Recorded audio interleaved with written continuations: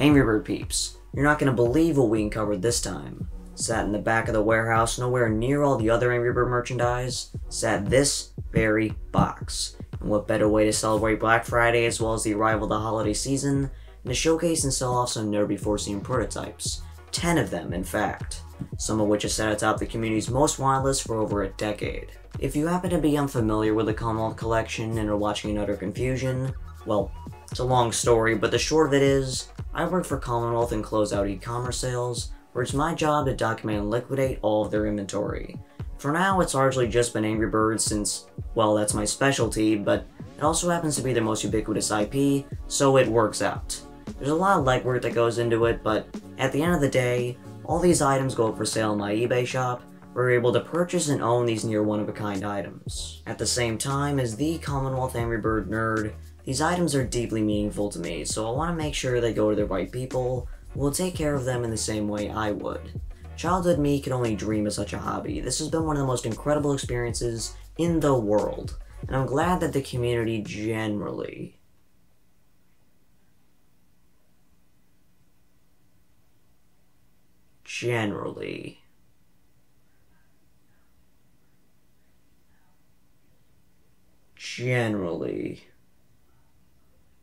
you know who you are, enjoys it. Anyways, let's dive right in. I won't be too comprehensive this time around because I'll likely go into greater detail in future set-specific documentaries. For now, I'm just introducing them to you. So let us begin with arguably the most infamous, that's right, the most infamous undocumented prototype. No exaggeration. Let's go.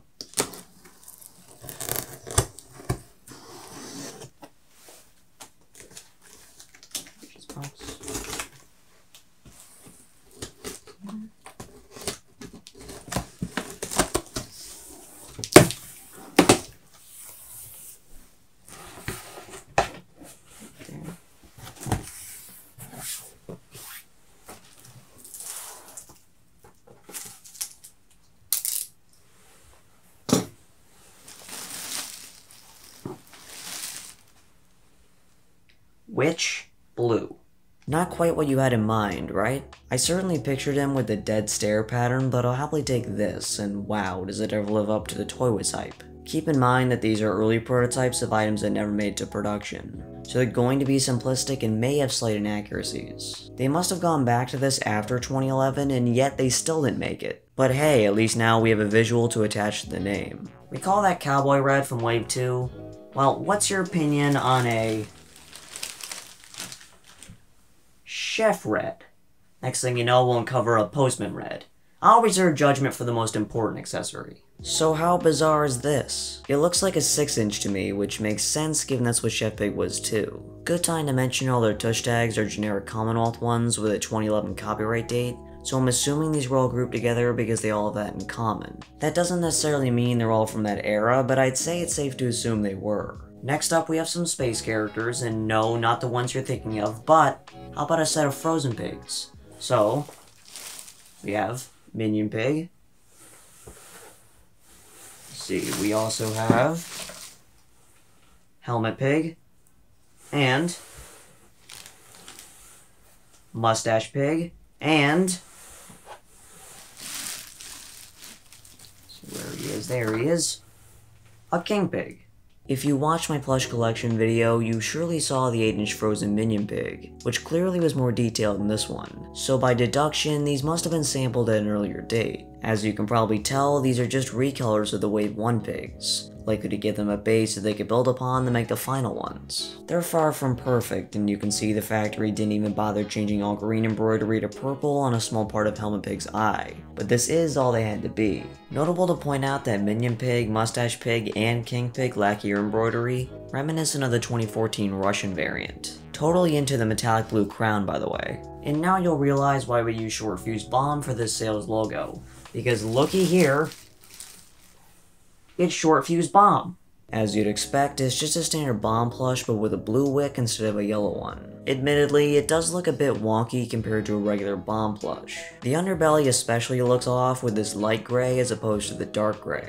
This proves that Commonwealth wasn't quite done with classic Angry Birds come 2014, and who knows, a Mighty Feather Red could be out there. Would be interested in seeing how they'd execute that. Sticking with 2014 characters, I know many will be vying to get their hands on this one. From the On Thin Ice update, it is none other than Tony, Terrence's Finnish cousin.